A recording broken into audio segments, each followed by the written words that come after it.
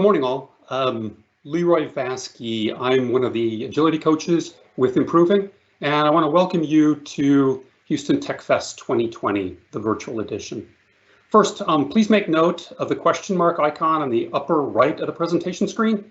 If you click that, it'll open up a question and answer feature, which will allow you to have a more interactive experience by, you can post a question to the moderator and she'll take them and answer the questions at the end. We're also excited to let you know that CodeMag is giving everyone a free subscription. I've posted a link to that subscription in the Q&A. So we're proud to present Christine Asaf from HR Tact, who will be sharing Mastering Your Resume and Interview, Tips to Get Hired. Christine, take it away. Great, thank you so much, Leroy. I appreciate it. So welcome everyone. Happy Saturday morning. Kudos to you for getting up in the morning and attending some more video conferences as you get started with your day here. So again, my name is Christine Asaf. I am a people development consultant, and today we're going to talk about just some tools and tips and tricks and things like that to get you hired. So a little bit about me. I am an HR professional. I've been in HR for the past 15 years. I have done countless numbers of reviewing resumes, talent selection, interviews, placing people, onboarding, the gambit of HR. I am currently an IO psychology student in IO psychology. If you don't know what that field is, it's basically the study of groups and people and how they work together, how people behave in the workplace, if you will. And so that's an interesting field. And I do a lot of consulting and coaching and things like that. And so what you're getting today is just basically chock full of tips and tricks, basically from what I see on the other side of the table. So when I'm interviewing you, these are the things that really just bug the crap out of me. And so I basically have put this together and I'm giving this to you. I have done this particular presentation multiple times, and I do believe it's going to be recorded. It has been recorded previously, and I can send you the link to just my voice being recorded if you want to. So feel free to take notes. And again, just like Leroy said, we're going to have questions at the end. So we're going to try to get through it, and then we'll hit all those questions at the very end. So first things first, let's talk about that resume. All right, because this is always the big thing when anybody is looking for a job. What does my resume need to look like? How does my resume need to look? Let's first talk about the thing of, is it really even needed now? Prior to all of this pandemic issue, having the paper resume, you never really had to print that out and bring it with you. Maybe on an occasion at a conference or something like that, but most job places won't actually accept a paper resume. Most of the time it's all electronic, it's all digital. Do I even have to have it? And then nowadays with applicant tracking systems, ATSs, we're all filling that out online. So is the resume even necessary at this point? And a lot of times you're just uploading that resume so it pre-fills all of those boxes in that ATS. And so the idea is it even a thing anymore? And here's what I'll say. The legacy of the resume still exists. You still have to upload it. People still want to see it, but it also is still your pamphlet. It's still your brand. It's still your sales pitch to whatever employer it is that you're trying to grab the attention of. And there's no better way that we've come up with yet on how to deliver who I am. Maybe a LinkedIn, right? Where I can just go to your LinkedIn and see it. That's kind of your resume. But what it comes down to it is your resume is really the way that you brand yourself and brand who you are and what you're about and telling your story of your employment. So is the resume still a thing? Do you still need to create it? Do you still need to have it? Absolutely.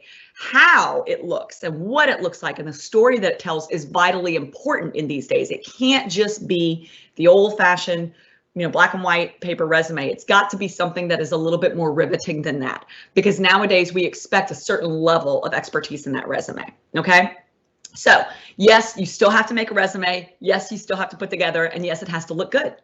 So when you start, the first thing I want you to know is please do not go to Word, all right, and go and click the little new button and then say, resume, type in resume and find all of those resume templates. Okay, here's the reason why. You're doing it And everybody else under the sun does the same thing. I can tell you right now that resume number 1 out of Word, I know exactly what it looks like, the line, I know the text, everything, it all looks the same. And what ends up happening is all of those, if I'm looking at an entry-level position or just a position with a lot of jobs, a lot of applicants, and right now in a pandemic, we have a lot of applicants, then they start looking the same, right? And so the problem is that you don't want to look the same. You want to look different. You want to look unique. You want to look special, right? You want to get a little bit more time. On average, the average recruiter, hiring manager, really recruiter, looks at your resume for 8 seconds, just 8 seconds. I know that is very, very unfair and you feel like that's not right. But when it comes down to it, we know what we're looking for. We know what the areas are that we need to have. We know what check boxes need to be completed for it to even move on to that hiring manager. So if you're giving me just a template that looks like everybody else's, unfortunately, I'm just, I'm not impressed. And then not only that, again, it's looking the same, I'm not knowing who's which. So I recommend custom made, a template, make something fresh, new, put colors in it, something different. Again, you want that standout because maybe you'll get like 10 seconds instead of 8 seconds, but that 2 seconds might make a difference in whether or not you go on the yes pile to be called or the no pile to be called, or not called rather. All right. Exact dates are not necessary. I know in the applicant tracking systems, you do need to put the exact dates. Usually, most of the time it's month and year, sometimes it's year to year. But on your resume, remember, this is your sales pamphlet. You can put whatever you want, just don't lie. But if you worked someplace from December 2012 through November 2011, well, that wasn't really one full year, but you can just put 2011 to 2012 or whatever the case may be. So then that way it looks like you worked there for a year. You're not really lying. You're just kind of withholding a little bit of the more truthful aspect of it to make yourself look good on a sales pamphlet. But when it comes to the ATS and any background checks that you have to run, absolutely fill out what they require you to fill out. But always kind of put things in there with those exact dates that you don't necessarily have to have. I don't know what guidance counselor told everybody that your resume has to be 1 page. It absolutely does not. In fact, if you are an experienced professional, I do not expect your resume to be 1 page. I am expecting something that's 2-3 pages. All right. And it's going to also just depend on the content. If you can do 1 page with a really good impact, you're telling me exactly what I need. I don't need any other fluff. Here's what I do, Christine. Sounds great. 1 pager sounds fine. But when it comes down to it, we're looking for something a little bit more robust. So please don't try to cram everything into 1 page. I think also what a lot of people have the problem of is they say, well, Christine, I don't know how to get longer than 1 page because I can't even think of all the stuff that I did. Aha. I know if you're like me, when you go update your resume, you sit down and you in front of your Word document and you're like, what have I been doing for the past 17 years? I have no idea. So here's the thing. Your homework for today is you're going to create either a OneNote, a Google Doc, whatever the Apple version is of all of those, Evernote, I guess, or whatever the case may be, and it's going to be called Awesome Stuff I've Done, right? And you're going to just title it that, and then what you're going to do is from now until the day that you retire, you're going to write down the projects you've completed, any awards that you've won, conferences you've attended, trainings you've given, anything and everything, lunch and learns, whatever the case may be. Anytime you do something that is notable, you're going to write it down on this big, long, ongoing document. And the reason for that is this, because you're looking for a job now. Or maybe you're not even looking for a job and maybe you're thinking about it. The idea is that this ongoing document will help you every time you go update your resume. So then that way you don't have the issue of content. You know exactly what it is that you've been doing and you're able to take all of that, consolidate it, and really make your resume look very robust. Because there's lots of stuff that you've done, you're just forgetting it because it's been so long ago. So if you keep that document and it's an ongoing thing that you have, you won't run into that issue, okay? So make sure that you edit every single resume. You are not going to have just 1 resume. And I know that this is like the top thing that I tell every job candidate to do that they don't do, right? But this is also the top thing that if you do this and do it well, you will get a job, period. Okay. The problem that everybody has is they create one resume and then they send that resume out to everyone just the same every single time. Issue is most of us, right? Most of us are not in one complete silo. We can do multiple things. A lot of us are jack of all trades, right? And so the issue that you have is that if you're creating one resume, you probably are trying to create a resume that makes it look like you can do all of these things, which is not a bad thing. That's okay. But when it comes down to it, sometimes the recruiter wants to know, I am hiring for this. I want an underwater basket weaver, and I need to see that you are passionate about underwater basket weaving and that you love underwater basket weaving and you practice underwater basket weaving. The problem is that if your resume is just about basket weaving in general, but not specifically underwater, then there's a disconnect. The recruiter's not going to see that story that you're telling. Does that make sense?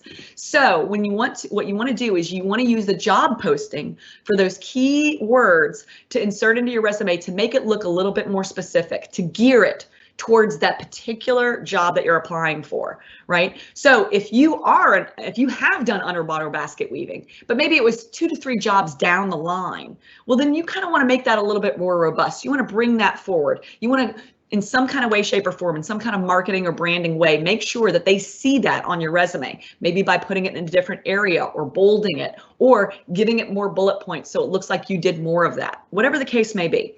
But you want to tweak every resume.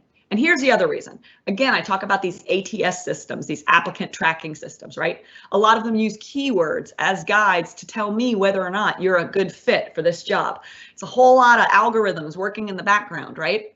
The issue is that if you're using language that says something like, monitored help desk, but I use a different word instead of monitored. Well, what you're going to want to do is you're going to want to go to my job posting. And if you read something and you go, oh yeah, well, I did that. I just used this phrasing. They use that phrasing. Go in, edit your resume, change it to the phrasing that I'm used. Make sure that there's that match. Okay.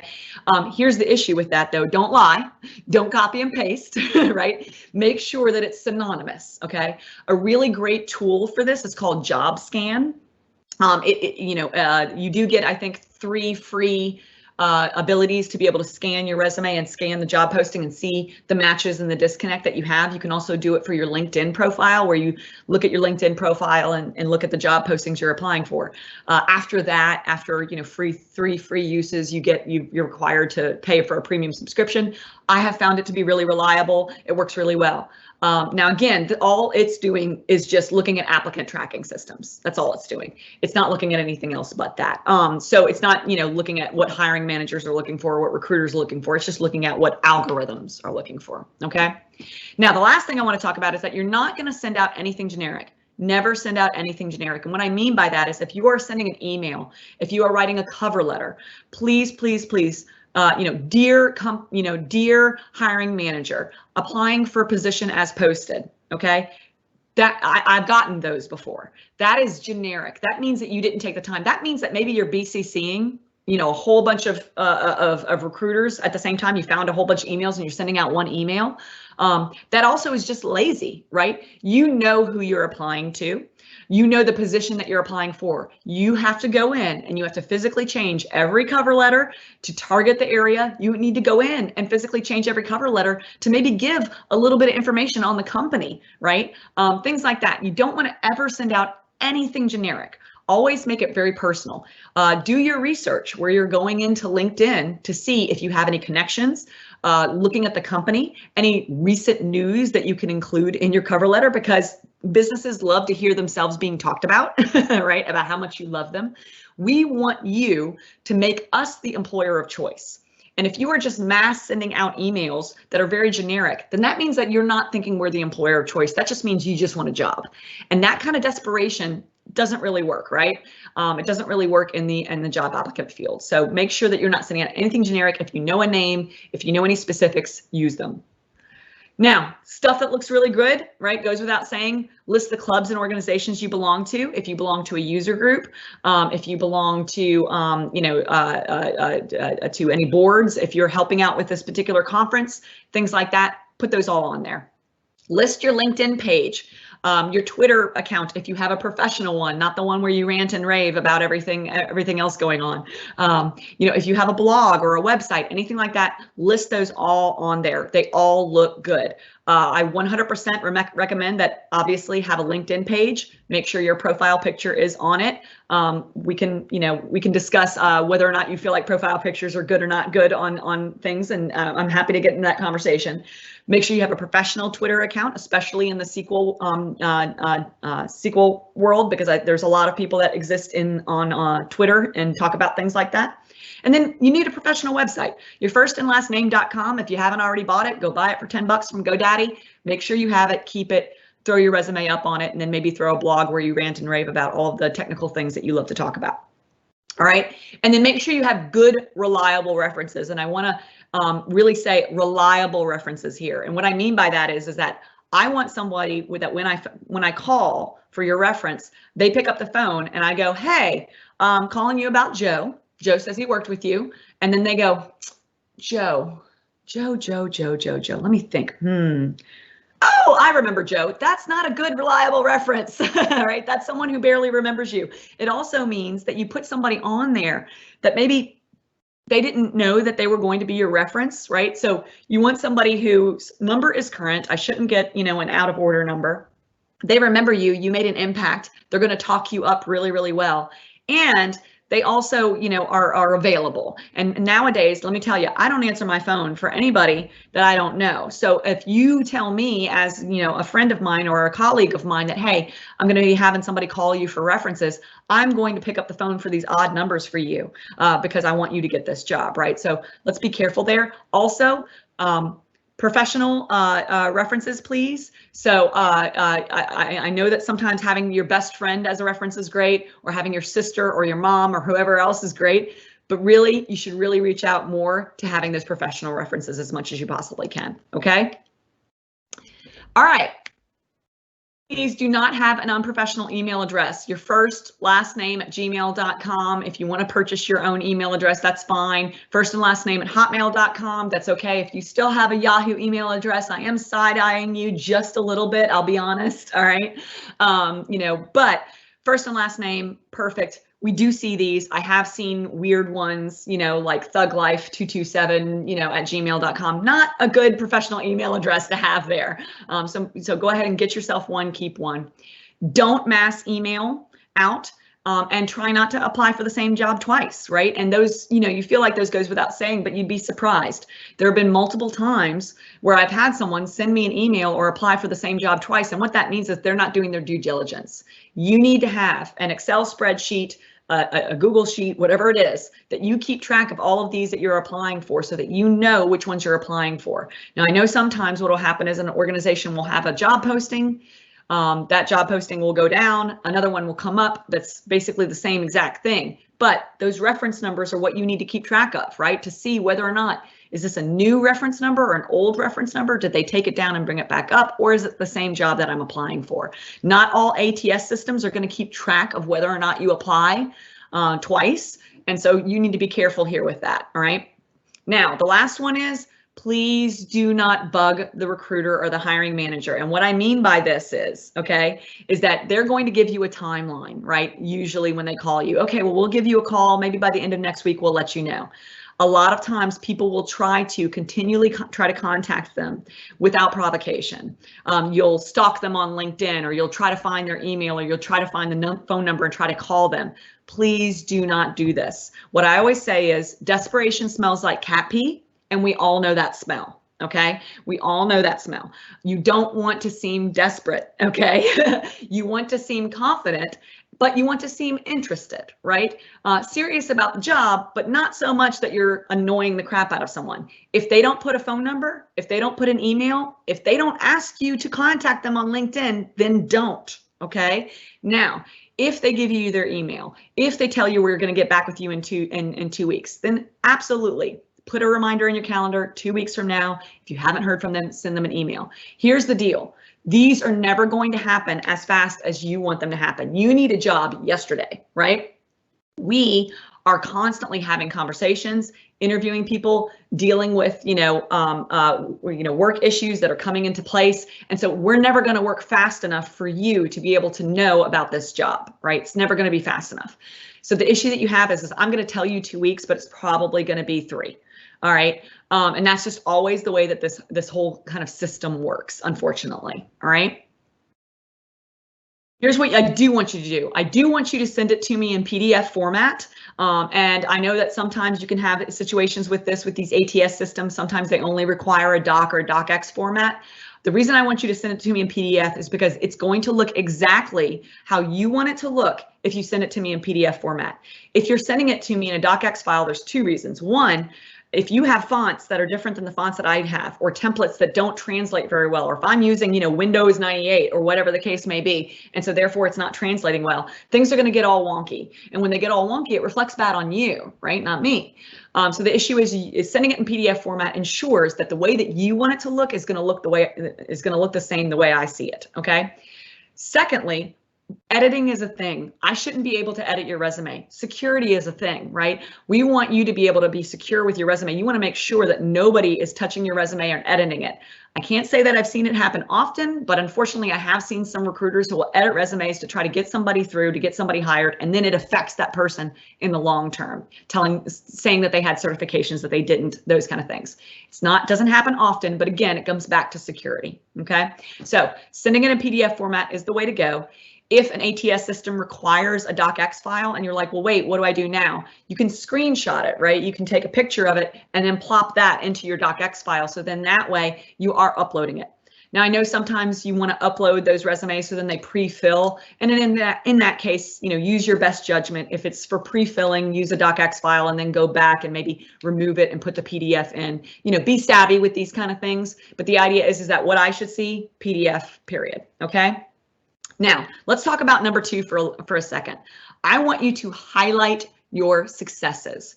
And what I mean by that is most of the time, the resumes that I read are very much, monitored help desk program, assisted in this, and they read like job descriptions. They read like job postings.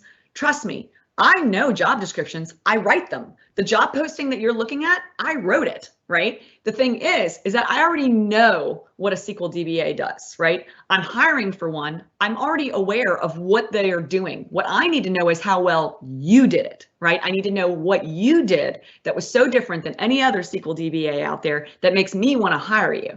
So instead of just telling me the job that you did, I want you to tell me how well you did it. And what I mean by that is I need numbers. Did you create efficiencies? Did you land clients? How much profit did you bring to the company?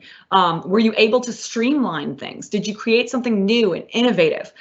Things like that. Tell me how well. So when you go to your resume today or tomorrow, what I want you to do is each bullet point that you have, read it. I guarantee you it's going to sound like a job description. Here's what I did. And then ask yourself, how well did I do that? What is it? What was the end result? Where were the end results that I did? Now, get as detailed as you possibly can in a concise way. All right. But if you can't remember details, you can't remember specific numbers, that's fine. But add language that makes it say, I was successful at this, right? That's what I need you to do. Spend a lot of time here. When I coach my job seekers, I make them spend a lot of time here, and it's annoying and it's very tedious. But I promise you, if you do this and you add these successes to your resume, you will see an increase of callbacks. Okay. Again, number 3, we talked about gearing your resume towards that specific job. I talked about it before. You're not going to send anything generic out there. Okay. So make sure you're gearing that resume towards that specific job, especially for my jack of all trades out there. You want to make sure that, hey, if I want to look like this, then I need to have a resume that pops this up and makes this look a little bit better. Okay. And so you might have a resume for like the 3 different types of facets of work that you work in, and maybe have just, the skeleton one, the template that you work from, that you edit from, okay, the original that you kind of use. But make sure you're tweaking that resume as you go, every single time. And that's going to take you a lot of time, a lot of energy, and it's going to make you go slower, right, on the jobs that you pick, instead of just mass sending out emails all the time, because now you have that resume that you can just attach constantly. Now you're going to get a little bit more targeted because you're going to have to be doing that work. And that's where I want you to be. Okay, so that's everything about the resume. Now we're going to talk about the interview. All right. So the thing that I always like to say is there's an old adage for those out there who have walked the earth longer than others. And you'll remember this funny adage that says, how do you get to Carnegie Hall? And the answer is practice, practice, practice, right? So I always tell everybody, how do you get better at interviewing? Practice, practice, practice. The only way to get better at interviewing is to practice it, period. And I know that's very difficult to do, because how do you practice, you know, my job is on the line, I need this income, I really want to work here, I'm in a strange place with a strange person, I don't know, you know, they don't know me, I don't know them, you know, this is, you know, how do you recreate that whole situation? I get it, right? It's difficult to be able to say, hey, best friend of mine who knows me and has known me since birth, you know, let's recreate that situation where you ask me questions. It doesn't cut it, right? Instead, what I tell people is to get better at interviewing, you got to get better at public speaking. There is no better way to create the sense of butterflies, nervousness, sweating, stuttering, things like that, than public speaking. And unfortunately, most people do not want to hear this, because I probably just said public speaking and maybe 5 people dropped off the phone call and said, that's it, I'm out. But the issue is that when it comes down to it, to be able to get better at interviewing, if you are a more seasoned public speaker, somebody who's able to articulate under pressure, you're going to get better at interviewing. All right. And not only that, I would say that public speaking in general, again, allows you to be in these high pressure situations where you have to, you know, be eloquent in what you say. And in doing so, it actually will make you better as an employee too, because you're going to have to do the same when you're, you know, talking to executives, or when you're in a meeting, or when you give a lunch and learn yourself, things like that. So it's a really good skill to have. But I tell people all the time, get better at interviewing, public speaking. Now, where can you go to learn public speaking? I'm a huge fan of Toastmasters. There is probably a Toastmasters in your area. I'm sure they're probably all virtual nowadays, and that's fine. Being virtual works, so then that way you can turn on your camera, because that's how we live right now, most of us.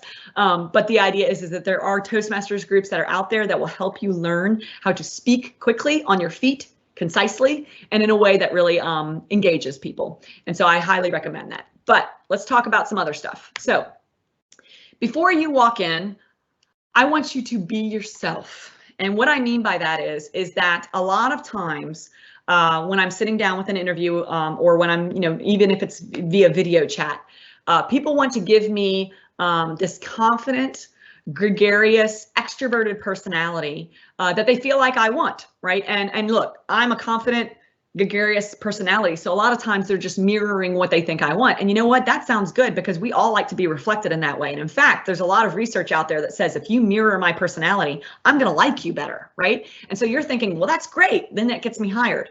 Here's the problem.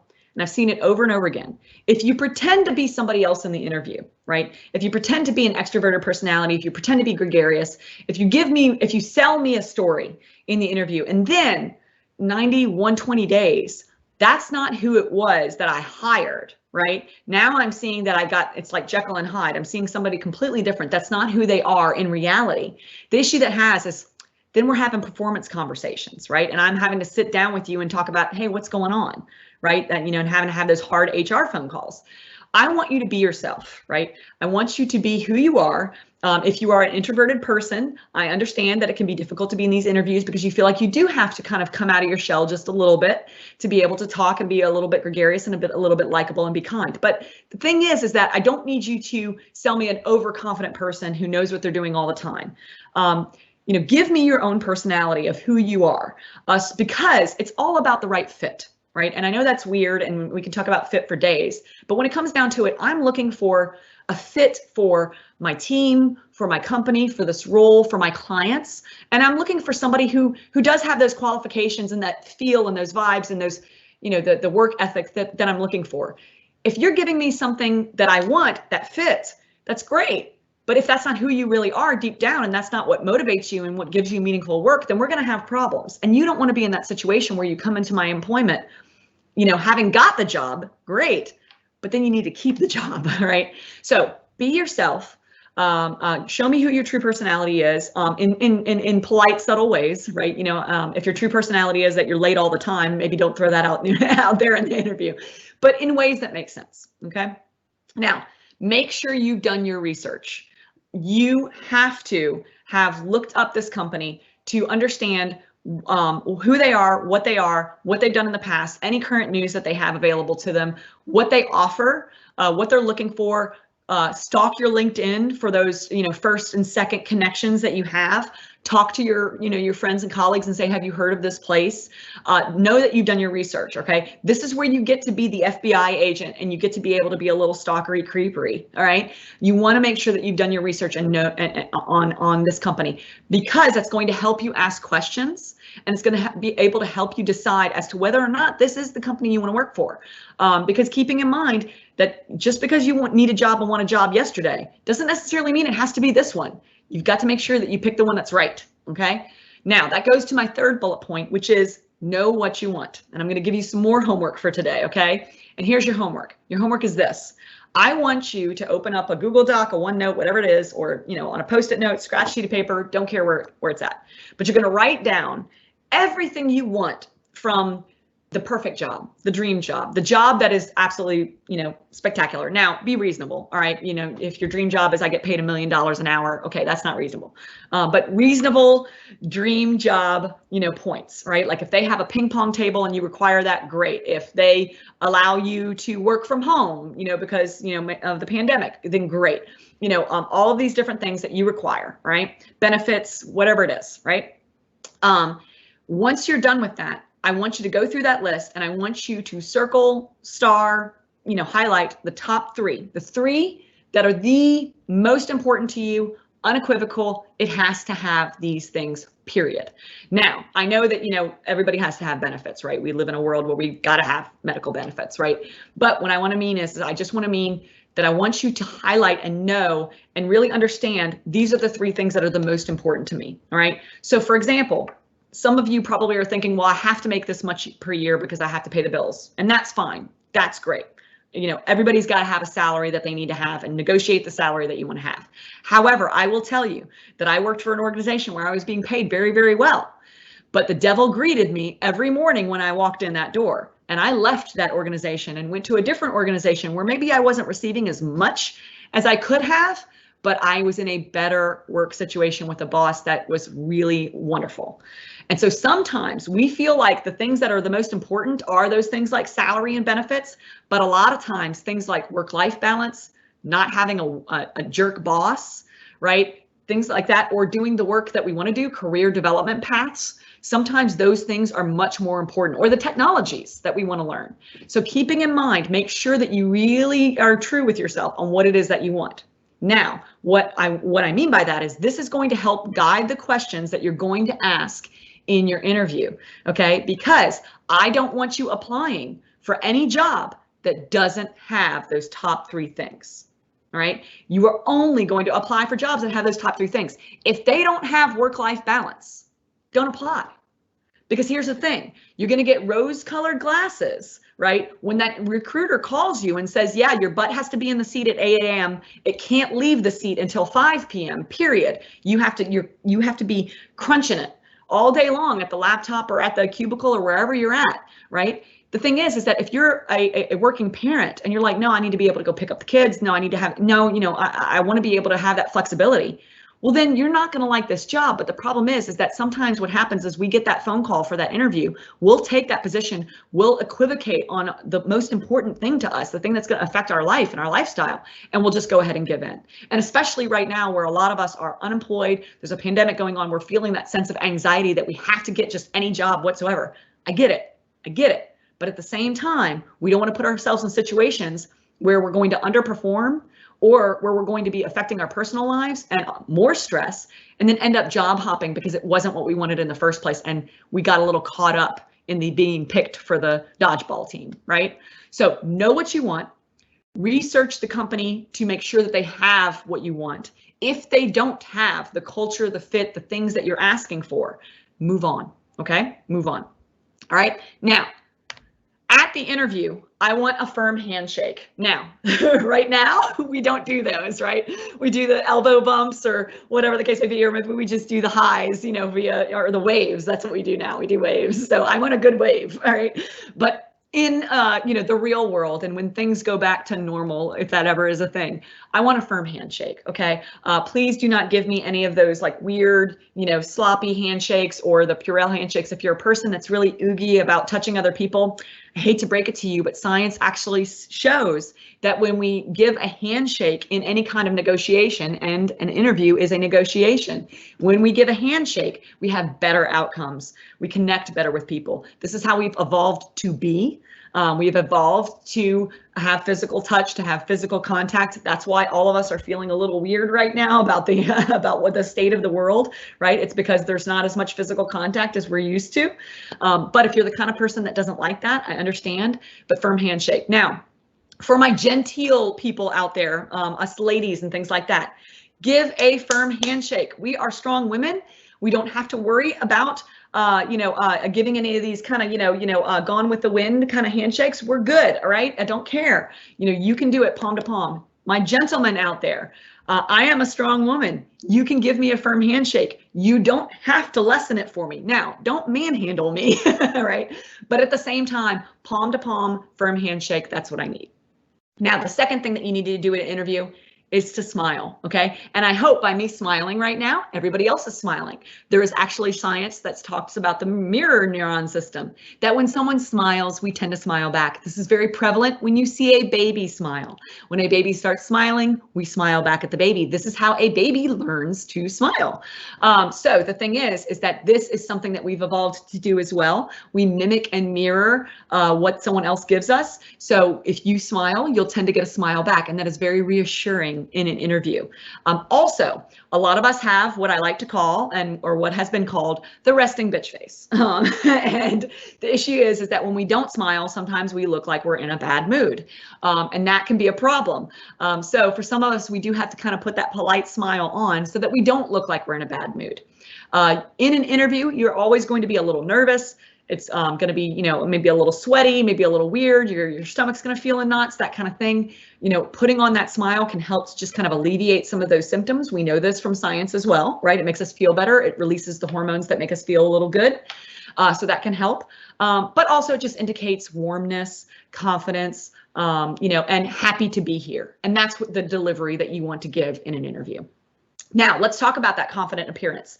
Now, some of your interviews might be being done via, Teams, Zoom, whatever the case may be. And if that's the case, same thing applies here, but it can also apply to face-to-face. But what I want you to do is make sure that you square your shoulders to the interviewer when you're interviewing, right? So instead of being like this, and I'm talking to you like this, that is meaning my shoulders are not square to you, right? Which means that maybe this is indicating to you that I'm a little bit fearful. I'm protecting myself, right? I'm protecting my internal organs from the man-eating tiger that you are, that's coming to eat me as the recruiter, right? That's where that comes from, right? That fight, flight, or freeze response. Instead, a confident appearance is I'm putting my shoulders to your shoulders. I'm matching where you're at in here.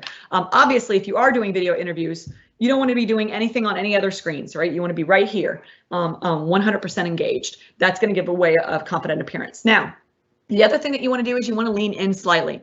Don't lean in too far. This is creepy, okay? But you want to lean back. You want to be straight up, right? Shoulders back. Hey, and for all of my tech people out there, this is the normal posture of the tech world. Okay, let's roll those shoulders back. Everybody do it with me at your house, right? Roll those shoulders back, put your shoulders square to the screen, and then slightly lean in. This is also a very great tactic for studying. If you want to study and you want to remember something, by rolling your shoulders back, putting your shoulders square to the screen, square to whoever you're listening to, and slightly leaning in, like maybe 5, 10, 15 degrees, okay, you're actually going to pay attention much better, and your eye contact's going to be much better, which is going to give a very good confident appearance. All right.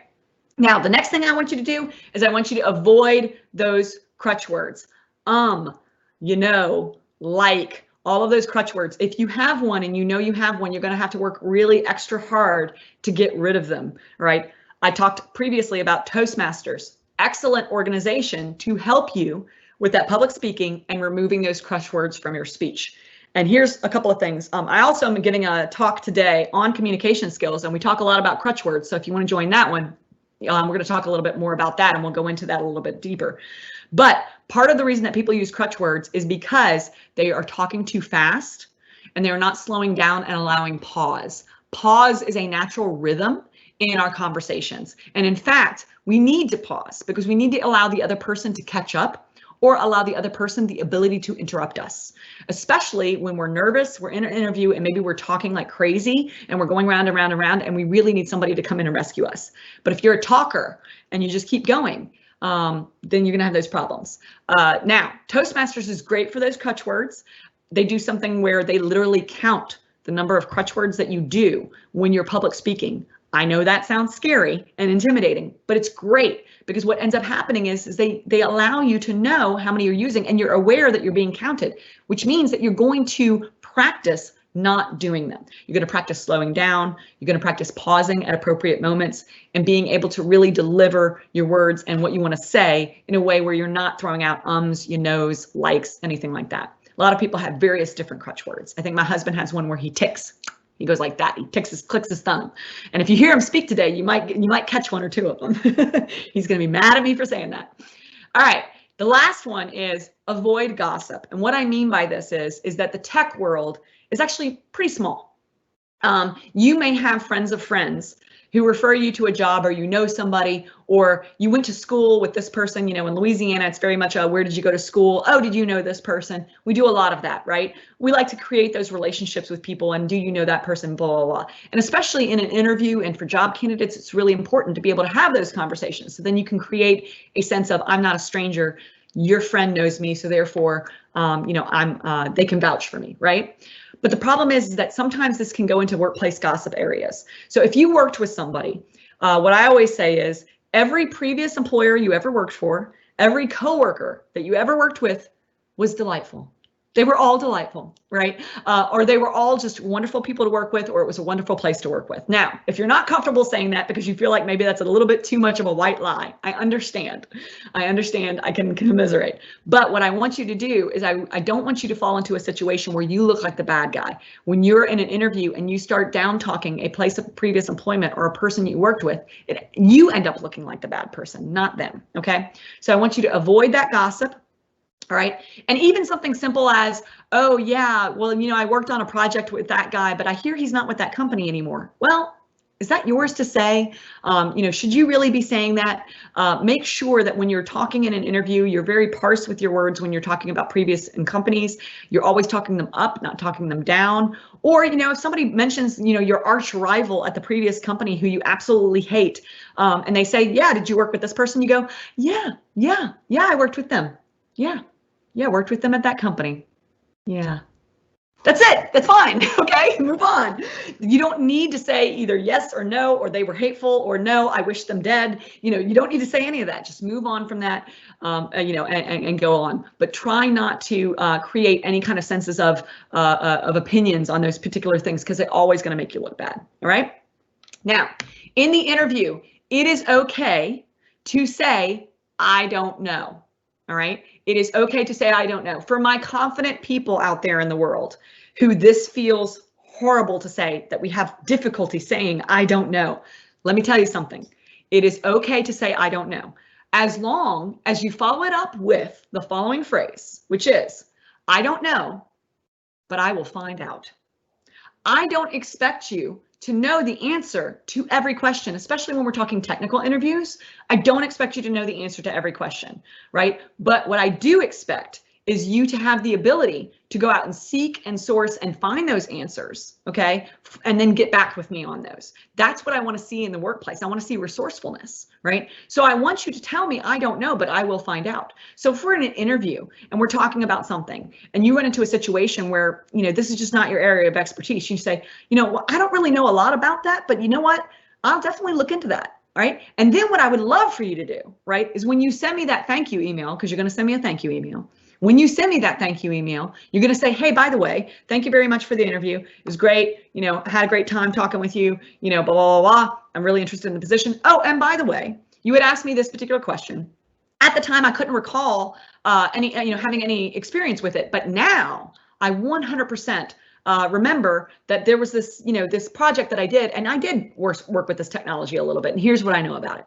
That's excellent, right? That is excellent. That's showing me that you have initiative, that you have focus, and that when you don't know something, it bugs you and you're going to go figure it out, right? That's what I need at the workplace, right? So it is also okay to say, I messed up, right? It's okay to say I messed up. It's okay to admit that you did something wrong. Again, my confident people out there, I know that you have made mistakes at work. You absolutely have. To say that you haven't is a lie, right? But I want you to follow it up with the next following phrase. I messed up, and here's what I learned about it. Okay? And here's how I learned not to do that anymore. Here's how I learned what to do going forward. Here's where that changed the trajectory of my career. Because what I want is someone who is self-reflective, who is coachable, who is able to admit when they're wrong, and then be able to jump in and solve it and correct it, because that's going to happen in the workplace. And so I need that. So when they ask those questions about, tell me about a time that you failed, I do need you to respond with something that is true and authentic and really shows me that you really did learn from that. So look into your history, find those stories, and don't be afraid to say, yeah, I messed up on that big time. And here's what I did about it and how I've learned and how I've moved forward. I need that. I need to know that you have that ability to think internally that way. Okay. It's okay to refuse to answer a question, especially if you're in a situation where maybe it's not pertinent. If they're asking you questions that are not pertinent at all to the interview, absolutely refuse to answer the question, and then maybe refuse that job if they offer you one. It's also okay to refuse to answer a question that you feel like maybe there's legal liabilities, or if you have any situations. I have had this happen in the past, but it's not, it doesn't happen very often. And I always, always, always want you to ask questions. Remember, you have those top 3 things that are really, really important to you, and that you have to know about. And maybe you already know whether or not that employer is going to give you those top 3 things that are really, really important to you, but you may not. You may not know that just from researching the company. So you need to ask questions to them. I love questions. I always expect questions. You should ask me questions. Take that time to ask them. You can Google interview questions to ask and you'll find a million of them, but those top 3, that's where I really want you to stick, right? And here's the reason why. When you ask me a question, it is indicating to me what is most important to you, right? And so when you ask me the question like, so what is the time schedule around here? Are people expected to, report to work at 8 and leave at 5, or is it a little bit more flexible? Do you have more of a flexible hourring scheduling? What's the deal with that? I know that for some people that makes them a little bit nervous, right? Because they feel like, well, I don't want to ask that question, because if I ask that question, maybe they think that I want flexible work environment. And if they think I want flexible work environment, they might not hire me because they don't offer a flexible work environment. Well, okay, but you want a flexible work environment and you're afraid they're not going to hire you based upon asking that question because you want flexible work environment. That's the whole point. The reason you're asking the question is to indicate to them and to ask and to find out whether or not that's what they have. And if they don't have it, you don't take the job. Now I get that's really, really hard. It's really, really hard to say no. It's really, really hard to refuse anything when we get picked for the dodgeball team. But the thing is that we got to be careful here. We got to make sure that we're taking what we want, what we need, and what really truly accurate is a fit for us and a fit for them. If you need flexible work environment, and asking that question is going to get you selected out, then you didn't want that job anyway, okay? Move on, find the one with the flexible work environment. Do y'all get what I'm saying? Make sure you're careful there. Okay, the don'ts. Don't arrive too late. Don't arrive too early. Now in Zoom environment, obviously arriving right on time is perfect. If you arrive a little too early in those Zoom environments, anything more than like 10, 15 minutes or even 5 minutes, to be honest with you, it's a little weird. But for physical interviews, obviously, you don't want to arrive late. Call, reschedule. If you're stuck in traffic, if you can't find the place, I've had it happen. It's perfectly fine. People get stuck in traffic, not a big deal. But you also don't want to arrive too early. Again, early is desperation, okay? Right? And desperation smells like cat pee. We all know that smell, right? So the idea is that you don't want to arrive too early. If you're going to be there 5, 10 minutes, fine. 15 minutes, okay. 20 minutes, whoa, too early. You're going to be sitting in the, in the break room or in the lobby, waiting. Remember, a lot of us put these interviews back to back to back, or we have Zoom calls or this other thing, or we've got our kids, doing virtual learning in the background. We've got lots of stuff going on. So please don't press this earliness too much. All right. Again, you don't want to appear too desperate. You want this healthy balance between desperation and nonchalantness, right? Like, yeah, I really want this job. And yeah, I really would like to work at this company. But also, if I don't get it, that's okay. I'll just move on and find another. Now, do not dress under. right? Even for virtual interviews, you are going to dress to the nines, right? Put your makeup on if you're so inclined, do your hair, take a shower, put on a collared shirt, whatever the case may be, but you're not going to dress under. If you want to put on a blazer, that's great. I think we're a little bit more casual in the virtual days today, but you're always going to dress to the nines. I don't care if they wear Chucks every day at that environment and everybody wears jeans. It doesn't matter. You're going and dressed, completely 100% business professional. Okay. And the last one, don't tell any lies, right? Now, I mean, you think it would go without saying, but I know a lot of people that will put down a certification or say that they worked somewhere or tell somebody that they did something that they didn't do. Be very careful here. We do run background checks. We do check on those certifications. So if you lie, if you copy and paste, if you're saying you are above the level that you're at, it's going to get found out sooner or later. You might get that job, but then, a couple months down the road, you were having to have a really serious conversation at my desk, and I don't want that for you, okay? Now, the do's. I do want you to give specifics, and what I mean by specifics is that when you're answering these interview questions, I want you to answer as what we call a STAR, right? That's where you're giving me the situation, the task, the action, and the result. So that would look something like, give me an example of a time that you worked on a group project. Okay, well, I worked on this group project. My task was this. Here's what I did on it, and here was the results. Right now, if I ask you a question where it's more of a negative, like give me a time where you failed at a project, you're going to answer with a pirate star RR, where you're going to give me the situation, the task, the action, the result, and then the alternative result. Well, there was a time I worked on this project. I was responsible for this. It ended up not delivering on time. And what we could have done differently is we could have done this, and then that would have allowed us to be able to deliver on time for the client, right? So when you answer questions, answer like a star: situation, action, task, situation, task, action, result, and alternative result for those negative questions. Now, always ask how you did in the end, always, in the interview, anything like that. When you get rejections, ask, can you tell me, why I wasn't picked? You may not get a response. A lot of times I won't. But if you do, that's feedback that you need for going forward, okay? Always get their contact info so that you can send a thank you and that you can follow up. You always want to have that, connect with them on LinkedIn once you're done. Now, here's how you really get a job. Networking, right? 100% find a local user group, join groups on LinkedIn, follow the gurus on social media, go to conferences like this. You absolutely have to. There's no way that you're going to find a job by being a keyboard warrior and just filling out applications like crazy. That's what we call doing a buckshot, right? We're just buckshotting it and we're hoping that we're going to just land them.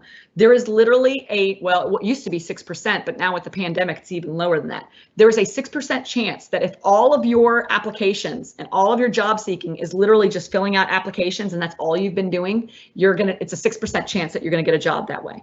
Okay, now you can increase your chance of getting hired to 50% if you start networking, right? Which means connecting with people on LinkedIn, asking for a 5-minute phone call, talking with people, volunteering your time, doing the things, the groundwork where you are actually meeting people and involved in the field that you're in. That's how you're going to get a job, okay? On top of that, not just networking, but also development. Starting your own website, your own blog where you talk about the things that you're passionate about in technology, making YouTube videos, getting a certification, sure, but I would also argue that sometimes certifications can only get us so far.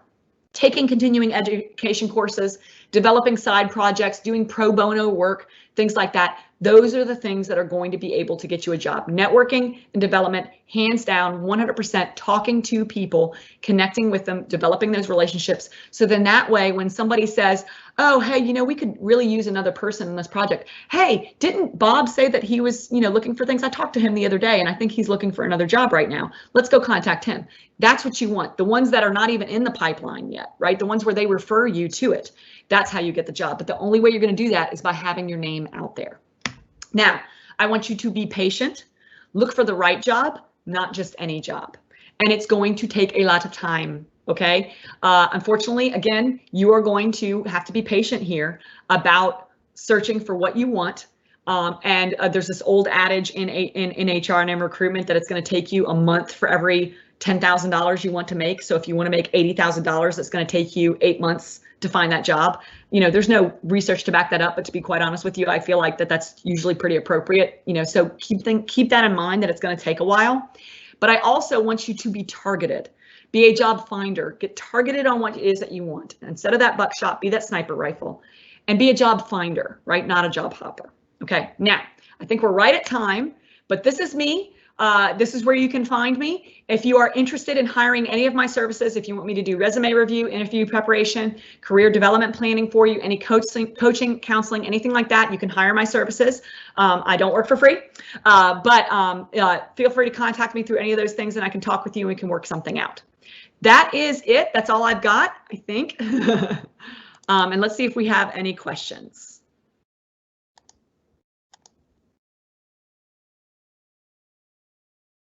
Let's see. Okay. Let's see. Is a cover letter really necessary? Actually, so that was Rojan saying that. Yes and no. What I would say is that in some cases, especially like, state jobs and things like that, they're going to say that that cover letter is required.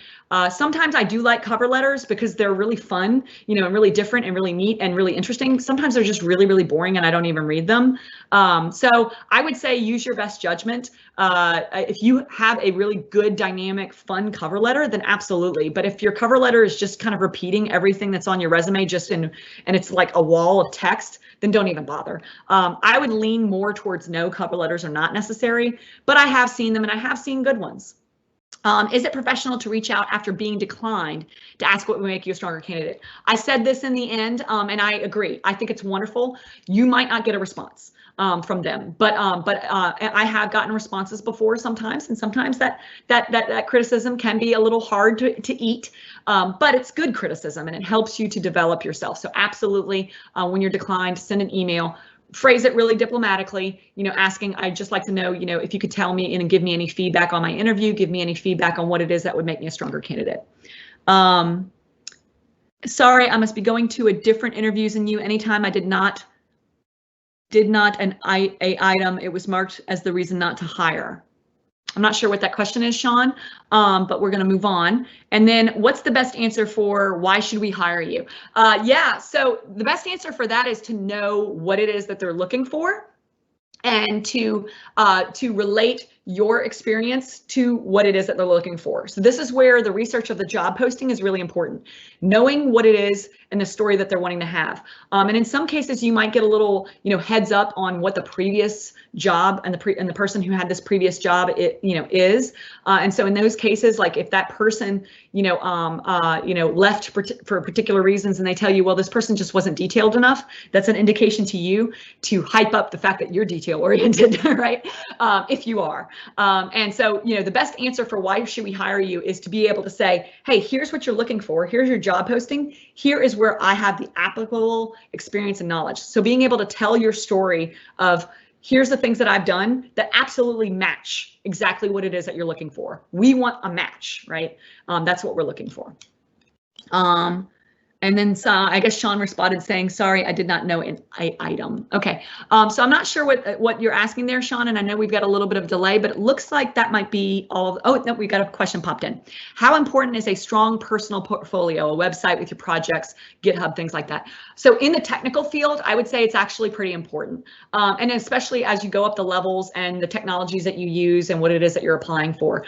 I am a big fan of the websites, portfolios, showing me the work that you've done, testimonials, things like that.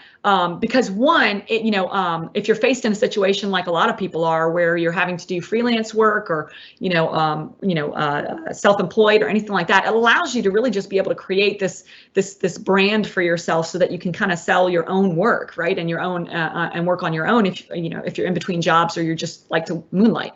But the idea is also it allows them to be able to see that, I'm not just saying that I do these things, I actually do them, right? Like here's links to the things that I've done. Here's technologies that I've created, where it makes sense. And so, yeah, I would absolutely, buy, firstlastname.com, or if you want to come up with something interesting, like I've come up with HR Tact, and that's what you have. And then just throw your stuff up there. It doesn't have to be insane. It can just be very simple. But I am a big fan of that. So I definitely think, Kevin, that you should do that.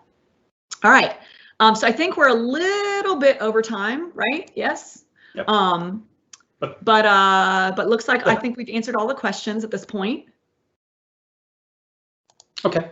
Well, Christine, I really want to thank you for sharing with us today. A lot of great information there. I'd also like to thank everybody that attended today. Thanks for taking the time out of your Saturday and joining us. The recording of this session will be available at HoustonTechFest.com. Give us a little bit of time to get it posted, but please go out there and you'll find the recording.